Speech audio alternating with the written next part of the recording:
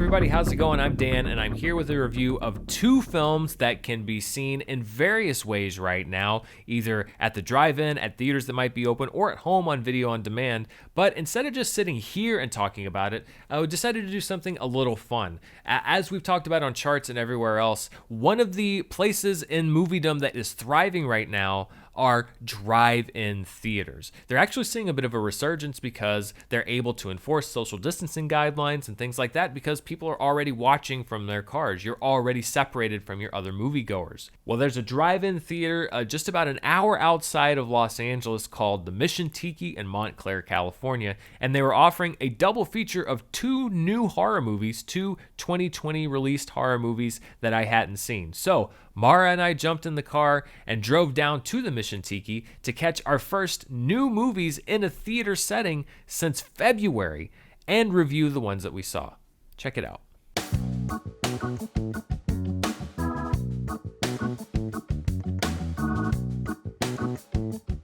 We're having a nice, responsible, but fun night out at the movies.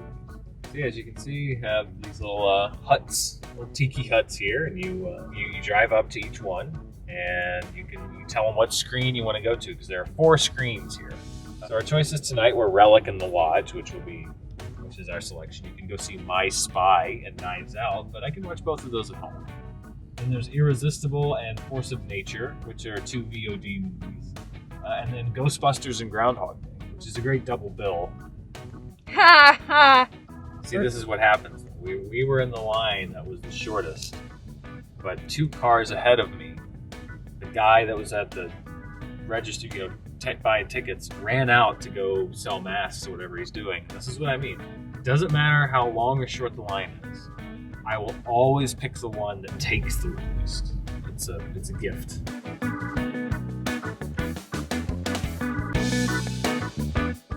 All right, awesome. We have staked our claim. All right, so we've gotten our seat here. As you can see, it's kind of a checkerboard pattern. This car there, not so much doing the right thing.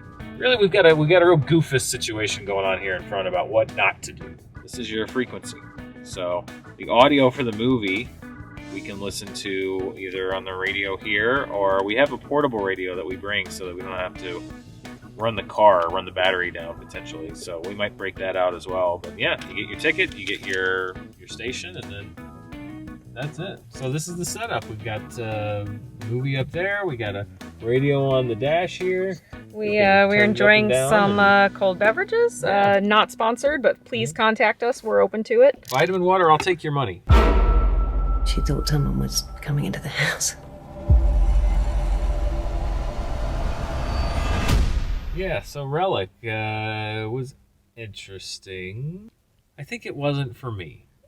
I admire the craft behind it, but I don't think it was necessarily my speed. It was nice to see a movie on the big screen again. I will say it's a little tough here at the drive-in because the movie was dark, as in physically dark, a very dark movie. And it could be hard at times to see the screen a little bit, so maybe that contributed to it. But I gotta say, yeah, it was interesting.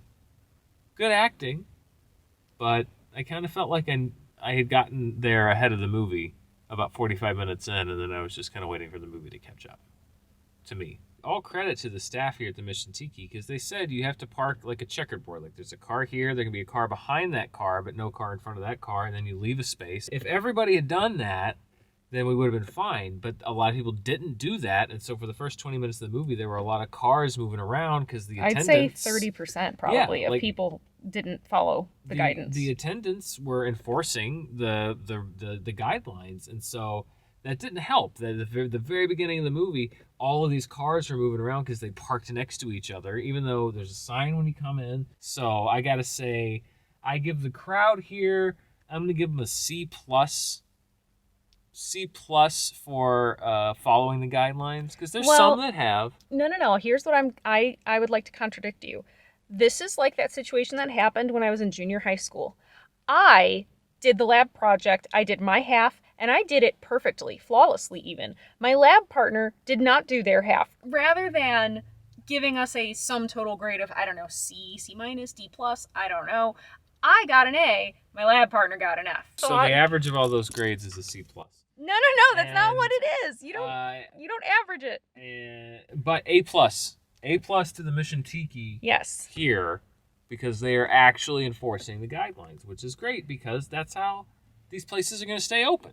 And movie theaters, when they're able to open as well, they're going to be able to open if they set guidelines to keep people safe and if they enforce them. So the Mission Tiki here in Montclair, California is doing their part. We're at halftime here at the Mission Tiki, and we're about to watch The Lodge. The power's out. Where are my things? It makes no sense. Second movie's over, The Lodge, which I actually liked quite a bit. I liked it a lot more than the first movie. You could tell it was from the directors of Goodnight Mommy, because it was a very similar kind of thing where you've got two kids and this maternal figure and this sort of battle of the wills and what's real and what's not. It's very similar to Goodnight Mommy, although I think I actually like this one better than Goodnight Mommy. First movie going experience since February, right? Yeah. Yes. The last movie that we saw in a theater was The Invisible Man back in late February. Relic was a bit of a slog. The Lodge, also very deliberate, but I liked it. It's good psychological horror. Although I was watching every once in a while behind us, on the screen behind us, they were playing Knives Out. Which is weird because Jaden Martell is in both movies. So sometimes we'd get a double Jaden Martell. So yeah, Relic and The Lodge, if I'm going to make recommendations. Relic, I'm sure there's a lot of people that like it more than I did.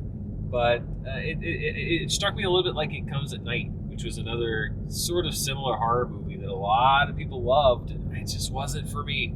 So Relic, I was kind of on. I recognize the merits of it. The Lodge, I'd actually recommend. I like it. It was a slow burn. I liked. Once we got to the end, I kind of realized why it was so divisive with audiences. But I would recommend that one. Almost all new movies you can watch it at home. You can watch it on demand.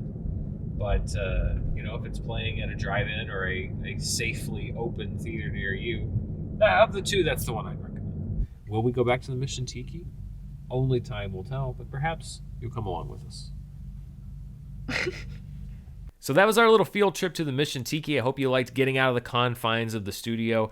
They're always playing double features. They're playing new movies. They're playing old movies. So if you liked what you saw and you want us to go back down there and see some more movies, let us know down in the comments below. If there's stuff that you wanted to see that we didn't show you, we'd love to. It's great to get out of the house, and it's great to see a new movie in a theatrical setting, even if it's a different one like the drive-in, safely while everything else is happening around in the world around us. It's fun to find these little pockets of movie love that you can still go to, that you can enjoy with your fellow movie fans. Thanks for watching this review. If you want to see even more of the stuff that we're doing, you can check me out over on Patreon at patreon.com/Dan Murrell. And I want to give a special thanks to these producer level patrons who help make everything that I'm doing possible. We're building a great community over on Patreon, just like we're building a great community here on YouTube. And I'd love to see you over there. I'm also ramping things up over on Instagram. It's something I've neglected for quite a while. I'm posting stuff over there. As a matter of fact, I'm going to be doing a giveaway here in the next few weeks, so go and follow me over there to find out that information, because I'll be posting there soon about something I think is kind of cool that you're going to get a chance to win if you follow me over on Instagram. And thank you for watching me here on YouTube. Be sure to stay tuned for the latest news, reviews, charts, everything else that's going on, and I'll see you next time.